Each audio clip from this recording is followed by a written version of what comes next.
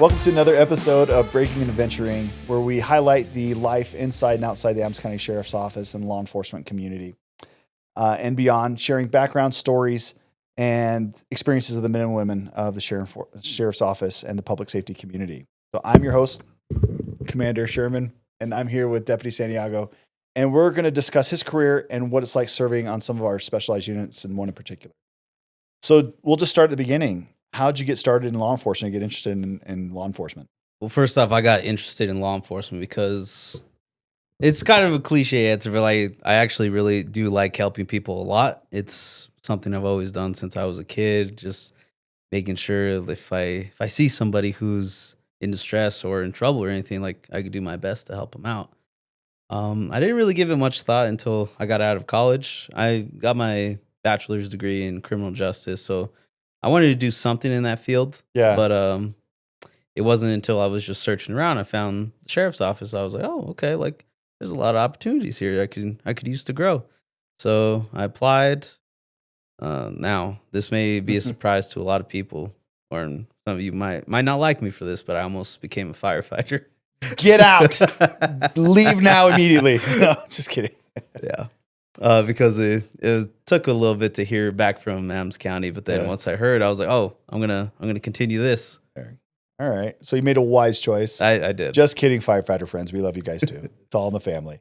Well, and so what's your current assignment? Right now, I'm at the jail. Okay. I'm not a senior deputy yet, but I will once I reach my 5 years in April. I'm currently in FTO, and then I'm also on the JSOG team, which is the Jail Special Operations Group.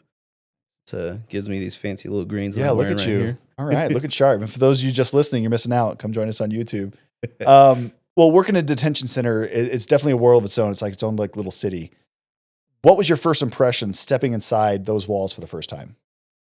I'm not gonna lie, it was a little bit intimidating. Yeah, because I've never really dealt with that kind of culture before. Mm-hmm. I have when I was younger, but then I kind of just forgot about it. So that was like taking a little bit step back into my childhood. Like, oh, like, okay, these are some people that I haven't seen or haven't talked to in a while. So I'm like, I gotta get back in that mindset a little bit. Yeah. No, similar. I mean, I grew up in a lower middle class area, and definitely, but I was never exposed to, terminology and gang culture and things like that. So just, stepping in, it was definitely, I had to get versed quickly. Just so I knew what was going on when I stepped into a pod or trying to run the different housing units, just the dynamics. Exactly. Yeah, it's a learning curve for everybody. Even if you grew up in it similar, being in it and that's the funny thing too, is a county jail is definitely a different culture than like a prison setting. Oh, yes. And then even from jurisdiction, it's their own kind of different ways that they operate. And so, our clientele, they get used to, different things. Cause I know I'd have some who they'd either be coming back to kill their number or run out their sentence at the county level, coming back from DOC or kind of in transition. But yeah, they'd want it to be run or expect to be run like a prison. Like, no, it's a county jail. We don't operate that way. Yeah, we don't divide you guys up. We don't do like what you got is what you got. Sorry. Mm. So yeah, it's just so many layers, but that's just one small thing that I experienced. And I'm sure a lot of our deputies and staff, it's eye-opening for sure. Oh yes, definitely. So then with that, you mentioned the JSOG team, the Special Operations Group. How'd you get involved with that or hear about that? So one of my FTOs, Senior Deputy Tanner, he told me about it because he was my first FTO, so he was telling me all about the jail, everything that I could do at the jail, about all the career opportunities, and he told me he was on the team, and he said that I should apply when it comes out. He told me just pretty much everything that they do, which really interested me. Yeah. No, for sure. And for those unfamiliar, and even like myself, that just wasn't around when I worked in the jail, can you explain what JSOG is and what type of situations you guys get activated and called into? Yeah, definitely, of course. So like I mentioned before, it's a special operations group. So we get called for just mainly the types of situations that the regular jail deputies can't handle because we have different equipment. We use different tactics and everything. So it could be anything from somebody who's barricaded themselves in their cell. somebody who we need to escort that's very high risk. And then if we need to provide any extra security for the courts because it's a noticeable trial or just a lot of things going on with that trial. Do you guys do like high risk transports or anything like that Yeah. from facility to facility? Okay. Definitely, we do high risk transports for sure. Nice. Yeah. So it's almost like, I guess, for those who may know from whether law enforcement experiences or like Hollywood TV shows, it's almost like a SWAT team, but in the detention setting. Pretty much. That's how I like to describe it to friends and family outside of work. They're like, "Oh, what's that?" It's basically a SWAT team for the jail. Nice. So what kind of training goes into being a part of JSOG? Like, physical, tactical, mental prep, teamwork, that kind of stuff. Yeah. So we train once a month. It's always either based around teamwork or just perishable skills. So that could involve shooting, handcuffing, defensive tactics, a whole bunch of things. Nice. Honestly. And every now and then we have like a physical testing day just to see where we're all at and then how we could improve and help each other. Yeah. And I'm sure just imagining a lot of that comes into getting repetitions because it's a skill set to go in and tactically handle these situations as opposed to just a bum rush and who knows what may happen. Because, in the older days when you just have like the rush in or, people, the inmates included, deputies could possibly get hurt if they don't do something right. There's not proper communication. So with you guys, it sounds like you train so much to where it's more of a fluid motion, a little bit more of a ballet to where you guys know these intricate steps and are much more versed in them if we didn't have this team. Definitely, because we do some scenarios in our training, and I like to be the actor in those scenarios because I like to give the other operators like a little situation that they're not expecting. Yeah. Because whenever we do a cell extraction, anything could happen. Right. Or any of these other transports, courthouse security, anything can happen. So I want to make sure that my guys are prepared for that 100%. Yeah. No, and those are dynamic situations because whether somebody's not wanting to go to court or not wanting to go, you're not wanting to move cells or whatever the case may be. I mean, you're moving somebody against their will. So in any instance, that's very difficult. They're going to give various levels of resistance to that. Mm-hmm. So doing that safely and efficiently is important. Yes, for sure. That's awesome. So cell extractions, as you mentioned, high-risk transports, I mean, they sound intense. What's going on through your mind when you're gearing up for something like that? So you guys have been activated. So what's kind of your mental checklist to get you ready? My mental checklist is making sure I got all my proper equipment. And then at the same time, like just running scenarios through my head. Like I mentioned before, anything could happen. So if the inmate does this, how will we respond? Because one thing that we always got to remember is that time is on our side. Mm-hmm. So if the inmate is acting one way and we need to change our tactics, we're going to back off for a little bit and then think to ourselves, what can we do to get this guy out safely to minimize risk to us, not only us, but him as well or her. Yeah.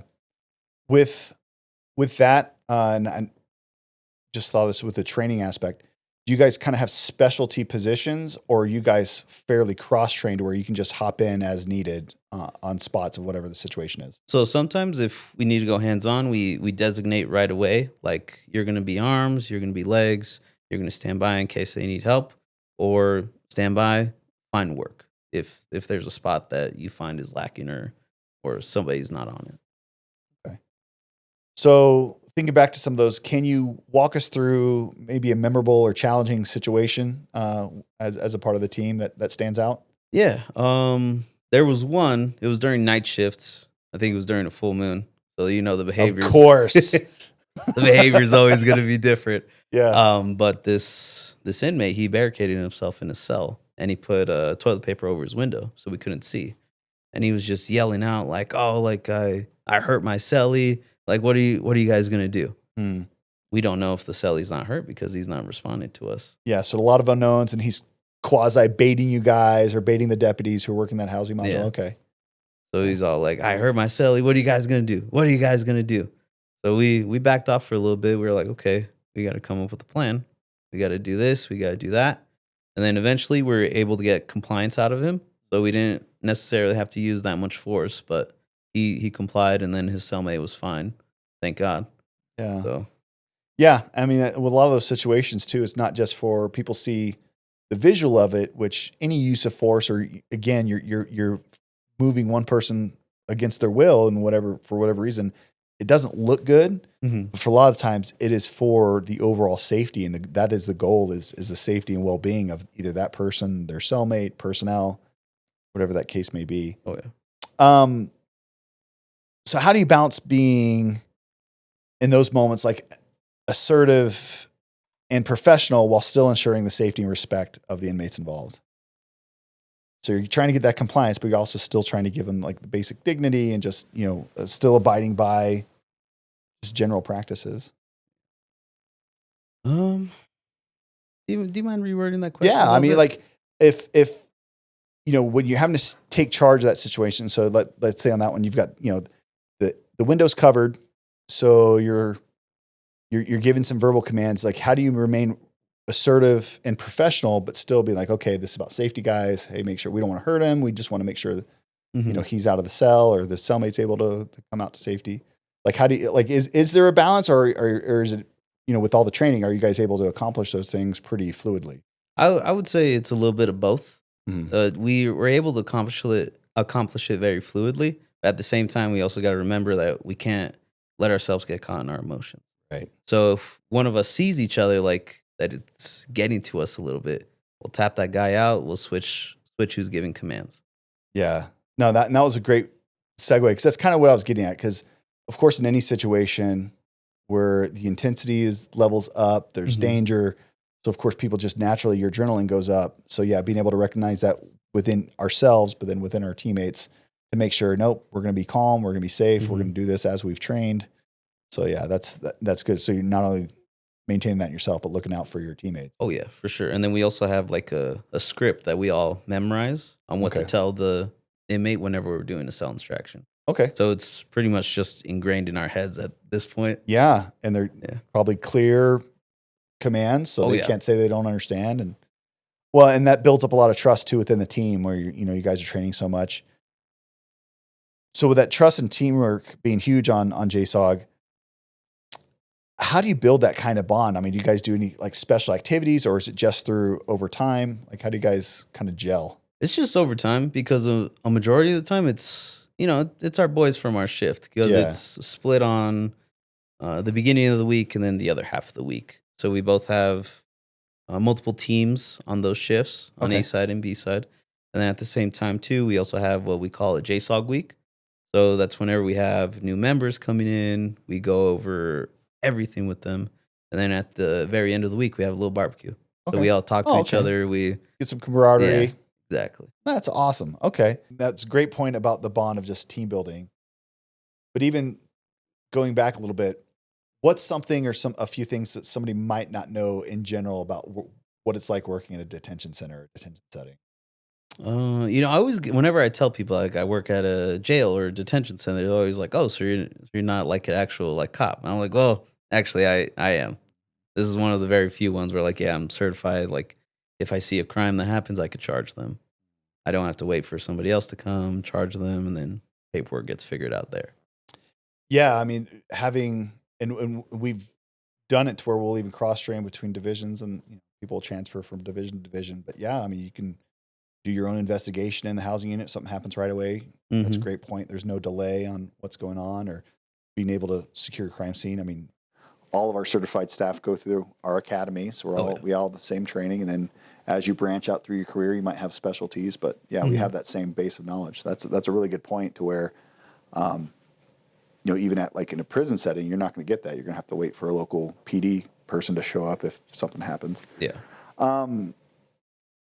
Have there been moments where an inmate surprised you, whether that's through like a positive interaction or helped you in some way? Like, I've seen some of those videos where, there's a medical incident and of course, like the deputy or whoever is like very vulnerable and the inmates actually come in and help. Like, have you ever had any experience like that where there's been a positive interaction? Cause you always hear the negative, but yeah, actually there has been quite a few. Do you have time for two or let's do it? Yeah. Yeah. Well, the main one that's really like popped out for me, it didn't happen to me personally, but I responded to it. So there's a code 200 that got called. That means like there's a fight or disturbance happening. Okay. And it was deputy involved. So one of our fellow deputies was fighting an inmate. And so I get there, he's fighting with him in the shower. And then Like we handcuff the guy, take him to a cool down cell, Mhm. and then I come to find out that there was actually an inmate who came to help the deputy.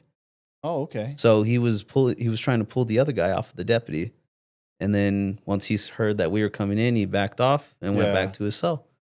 So that was very surprising for me. That is surprising, because even in that, as we mentioned before, kind of that culture, he's putting himself at risk because Yeah. now, who knows what the other inmates are saying about him, what they may want to do to him because he stepped in to help. But it's good on that person. Yeah. That's awesome. 100%. All right. What about your other one? Not as exciting, but mainly there's this unruly inmate, and then he was just didn't want to listen to any commands, nothing like that. But then his cellmate saw me, and he was like, "Hey, like this guy's a good deputy. Listen to what he's saying. He'll get you taken care of." Yeah. And so it's just a little reminder on how you have to treat people, because my main thing that I always say to myself, if you give me respect, I'll give you respect. And it's the same with the inmates too. Because even though we're wearing different uniforms, essentially, we're both still people. So my main thing is to always remember that if they give me respect, I'll give them respect. But once they disrespect me, that's kind of out the window. Yeah. And that's great lesson for those who either are in that setting or looking to get into law enforcement, whether it's in a detention setting, whether it's on a street setting, even as a detective. Like, I always had that in mind as well. So when I can't remember where I picked it up, but just giving basic human dignity and respect isn't hard. So we don't have to go in and completely deny people of that when we're dealing with them, especially in a detention setting like that. But just also, my other thing is I kind of let them dictate. Like, okay, if you're cool, I'm cool. That too. If you're going to be up here, well, then guess what? Like, I have to respond to you to make sure I'm still doing my job and rendering the situation safe. So Exactly. I let them kind of, and I would verbalize that, like, hey, like it's up to you how we want to roll. Like, if you want to cool off, we can talk. If not, this is still going to happen, but it's up to you how it goes, kind of thing. But because in this culture, people talk about, being a hugger or whatever, which means that, you're very lax in how you interact with the inmates or let them kind of walk on you, so to speak.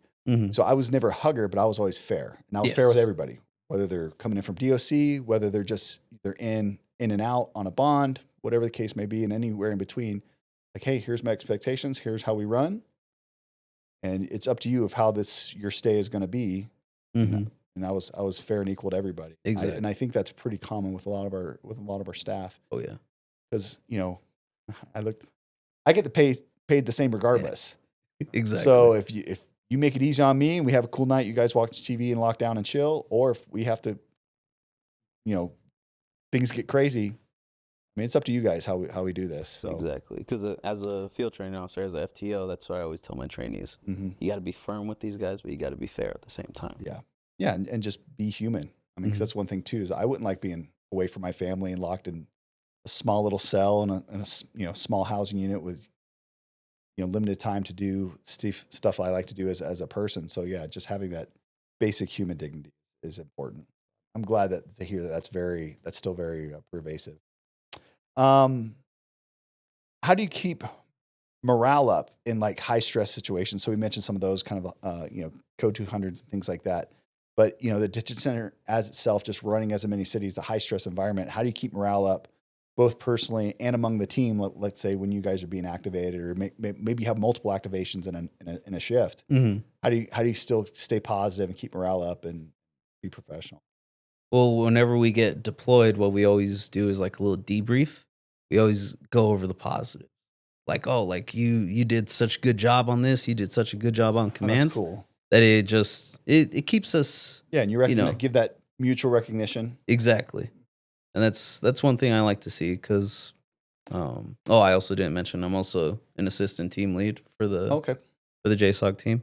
So I always like to make sure that my guys know, like, hey, they did a good job.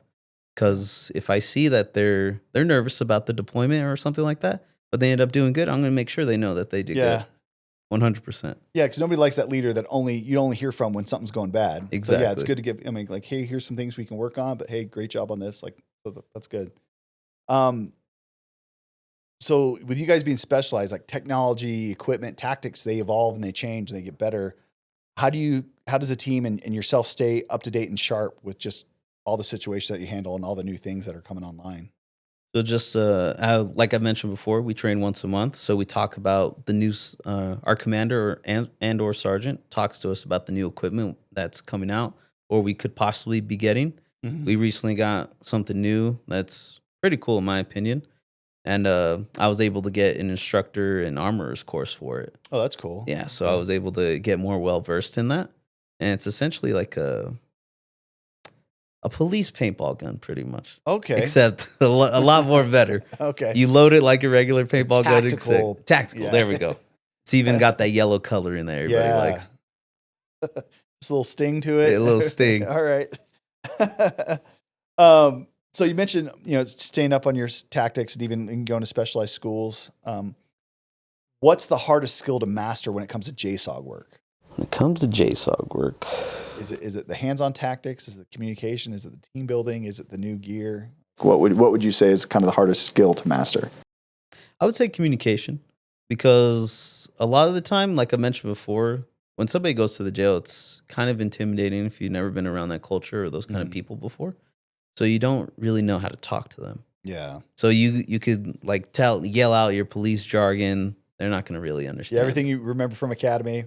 Yeah. Yeah. So it's all about communication with everybody at the jail. Yeah. Because if you talk to them one way, they won't really understand how you're saying. But if you break it down and it's like, hey, this is essentially like what I'm asking, they'll be like, oh, okay, Dep, like I'll do what you tell me to. Yeah.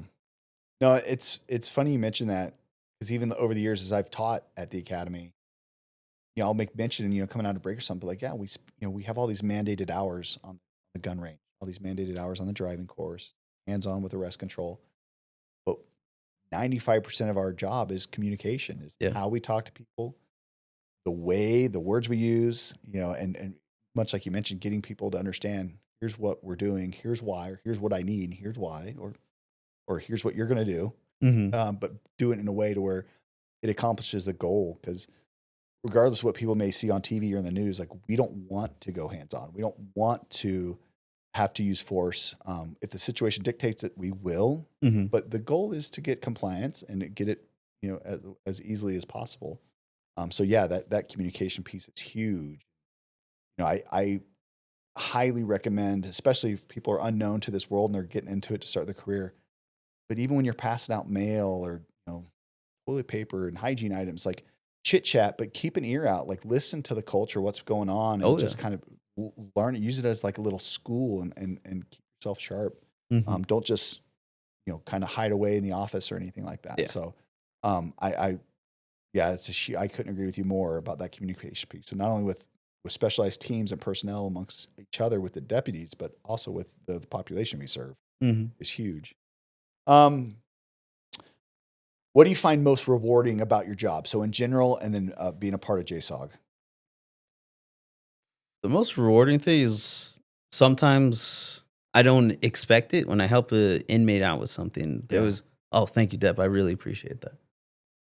Kind of throws me off a little bit, because I don't really expect that thanks whenever, like, I get them like a phone number, or like I give them a kite, which is essentially like a request form for whatever they need to get out. Like, oh, I really need to get this out, Deb. Like, okay, I'll sign it. Here's your copy. Yeah.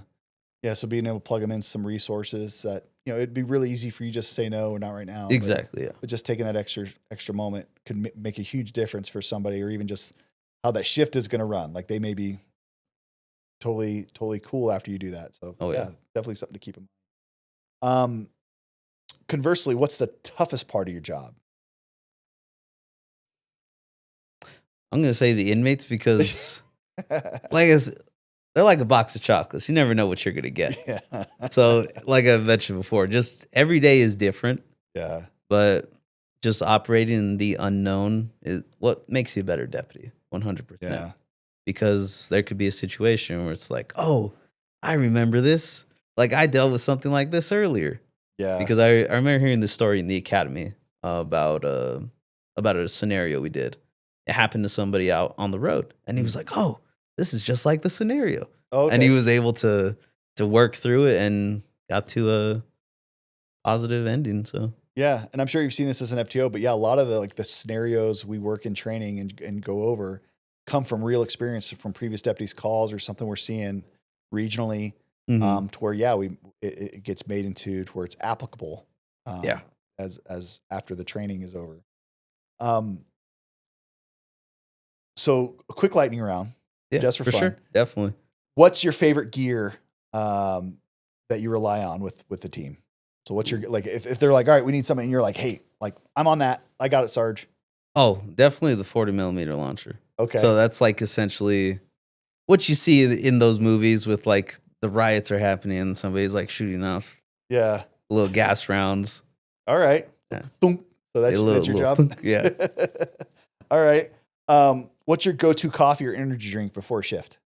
Or do you have one? I actually don't drink energy drinks, but I have gotten into coffee. All right. So I like to go to Dutch Bros, get myself the vanilla ice protein latte. We got a Dutchies guy. You know. Oh, shout out to Dutchies. We are taking sponsorships. So if anybody at Dutch Bros is interested. No, it's funny. Yeah. Do you get the soft top? I don't actually. Oh, I gotta check it out. What's your most memorable, like, that just happened moment? Like whether it's a JSOG incident or just anything on shift. We put a guy in a quiet room once, and then 5 minutes later, he found out one of the deputies, it was his birthday that night, and he started singing happy birthday. That's cool. Because, so the quiet room is a padded, very loosely termed, but a room where essentially if somebody's completely running amok, it's where they can be safely, they can do whatever, but there's nothing in that room other than just a little drain at the bottom that's covered. And then once they're cooled off and they get checked on regularly, but once they cool off, then they can come out and go back to whatever their normal environment is. To have somebody in that quiet room who then cools off, decides he wants to serenade somebody with happy birthday is awesome. Literally 5 minutes ago, he was yelling, cursing at us, pounding on the door, and then happy birthday came out of nowhere. I'm like, okay. I would have been like, thank you so much. I appreciate that. What's a song that gets in your head before training or operations? Like, do you have that's like a jam that you have running through your head? Like some Kenny Loggins, Highway to the Danger Zone. Oh, good call. All right. Little Danger Zone. Maybe we can throw a clip in there for those that haven't seen Top Gun in the last 35 years. And then what's one word your teammates would use to describe you? Can I use two? Yeah, we'll do a compound word. All right. That'll work. We'll hyphenate it. Yeah. So the short king. Okay. All right. So might be tall or mini in stature, but big in personality. The crown adds 6 feet. So, Okay. Man, that's a huge crown. Well, and I know you brought some gear with you. Are we good to go over some of your gear? Oh, yes, definitely. For sure. Let's do it. We'll take a quick pause and we'll go over some gear.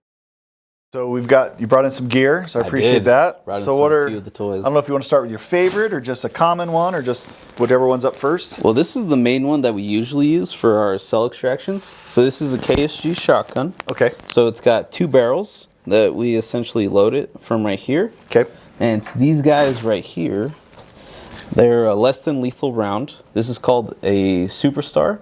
This is one of the ones we use, and then we also use kind of a similar looking one called the Starlight. So the Starlight is essentially what the first one we use, and then if we need to ramp it up a little bit because he's not responding to the Starlight, we use this guy, the Superstar. He's just packs a little bit more of a punch than the Starlight, but this is mainly the end all if we're using the KSG shotgun. And it looks like a little tentacles is essentially just a tiny little koosh ball or something like that? Essentially, yeah. So they're all different colored. There's also like high velocity Superstar that's like a purple kush ball. Our Starlights are usually a yellow one. Okay. And the goal is to get their attention and compliance, essentially. Because if they're telling us like, oh, I'm not going to listen to you, like if you get in here, I'm going to stab you. Or they're holding like a shank or an item or somebody else hostage. Yeah. So we want to get them distracted from that and onto what we want. 100%. Cool. And then moving on, like I've mentioned before, my personal favorite. Ooh. This is just one of our 40 millimeter launchers. This is just a little single tube that we got going on. Okay. So we just load it in through here, pop it back up, and then shoot if necessary. So this is essentially for like our riot situations. Okay. Or if we essentially go into a pod and a lot of them are rioting, not calming down, not locking down, not going back to your cells. We essentially shoot them with one of these and then handcuff them, take them out. Okay. So, what's your, and I guess I could ask this, what's your yeah. target areas for those? Like, what are you aiming for? When So you, with these when you ones, we're looking for just appendages. Okay. Just arms, legs. like large muscle groups? Large muscle groups, pretty Okay. much. Or if they're barricaded, hiding behind a chair in the cell, the desk. If we see like a little bit of their foot sticking out, that's Okay. essentially a target too. Gotcha. And then we use these guys. So this is like a hardened foam blue nose tip. Yeah, like a little bit, definitely thick, but almost like a little tiny racquetball. Yeah, it definitely packs a punch. Okay. And we also use this one, which is like essentially a pepper ball round. Yeah. So I don't that's wanna like mess a that with little, too much. little soft foam that breaks upon impact and Okay. releases a cloud of pepper spray. So it's an irritant, so they're going to start coughing and they're going to want to get away from whatever that was and hopefully get to a decontaminated area and comply. It's just like a whole psychological thing. Like, how long could I deal with this pepper spray before Yeah. I have to listen to these guys? Yeah, You know, I would guess you guys usually went out on that one. we do. And then one of our newest ones that I mentioned before is this saber launcher. Yeah. So we for our essentially- sporty people, yeah, it does look like a paintball gun, or you'd use at a like an outdoor paintball situation. While we were training with this, what kind of threw people off is the safety. Okay. Because if we move it down like that, for people who shoot rifles and everything, when it's usually down to the side like that, that means safety's on. But if we flip it down, safety's on. To fire it, we had to switch it back up. Okay. Yeah. So just a mindset switch. Okay. A mindset switch. And then, like I mentioned before, we use these rounds. They're a little bit fragile, but they just essentially have a powder inside of them. So these are just training rounds that we use. Okay. There's a whole bunch of different colored ones. There's a black and orange one. That's the capsaicin. That's basically a pepper ball. Okay. Little pepper spray in a ball. We also have a black and yellow round, which is a tracking round. Oh. So if we're dealing, like I mentioned before, a riot situation, and we're looking for specific people who are the agitators, we're going to shoot them with the tracking rounds, and then have our guys go get that person. Wow. How does it track them? It has a green dye. in Oh, it. okay, that so makes like sense. it, Okay. it marks their clothes, So- or it marks their skin, so we could So it's easily not like identify an them. air tag or anything that's shooting out of. Okay. All right. No. And then we have a couple more that we don't have yet, Okay. but essentially there's like a black rubber ball round, which is an impact round, in case we need to get somebody who's charging at us, or like I mentioned before, riot situation. And then we haven't run into the situation yet, but Sabre also makes these solid white rounds for glass breaking, pretty much. Oh, okay. So if But we need to get into a cell. Yeah. So that would make sense. Now with these, do you guys utilize these on each other, or do you have any people who actually voluntarily, for this instance, I consider them kind of weird in that way, but whatever people like. But yeah, you do have some people who are like, they want to volunteer and feel everything. So do you have any of those people? So these two, no, but Okay. we did have a couple volunteers at our couple trainings ago for our Sabre launcher. Yeah. People wanted to test it out, so myself and another operator who are an instructor in it, we're like, okay. So we shot 3 people. Okay. They're like, oh, okay, it's not that bad. Feels like a paintball round. Okay. But then it ended up bruising pretty bad. Yeah. Once that adrenaline runs off, and and what's this little? Looks like a little roach exterminator Yeah. thing. What's this one do? So this guy is OC vapor. So Okay. it's different than the spray, the OC spray. This is a vapor. So if I sprayed it in here, what we would have to do to decontaminate ourselves is literally just walk out the door. Oh, okay. So it doesn't linger as much. Yeah. Good ventilation system. You're good to go. Okay. That's all you have to do. You don't have to wash your face, nothing like that. And this little wand just helps us get into the cell. Okay. If the cell door's closed, they're covering the window, we don't know what's going on. If we need to use this, then we'll use it. We'll just put it under the door, spray, and then Okay. wait. Yeah, and time, like you mentioned before, time's on your side. Exactly. Awesome. Well, this is amazing gear. I do have one last question. So, in encompassing kind of your experience, your whole career, what advice would you give to somebody who's looking into getting into law enforcement? I guess just prepare yourself mentally, because there's a lot of things you're going to see that not the regular lay person will. Yeah. There's always going to be something that either sticks with you because of how traumatizing it is, or just stuff like that. No, and I've heard this statistic time and time again where the average person will experience 2 to 3 trauma incidents throughout their lifetime, and you could experience 2 to 3 in a shift. I mean, we experience hundreds in a year. Yes. So so having yourself prepared, but also having those resources to where if you do need to seek out some extra help, or having that knowledge. Well, I appreciate you being here. Of course, It was awesome. Thanks so Learning much. about JSOG. Again, I mean, like, you guys have the coolest stuff, and I've seen some of your trainings and demonstrations, so I know you guys are on the ball, but also doing it in the most efficient and safe way possible. So, testament to you and your team. Thank you, sir. Well, that's it for another episode of Breaking and Adventuring. Remember, you can follow us on YouTube and all the social medias, and if you have any questions, any comments, any episode suggestions, things you're curious about, you can always email us at communityconnections@adamsheriffco.gov. Thanks.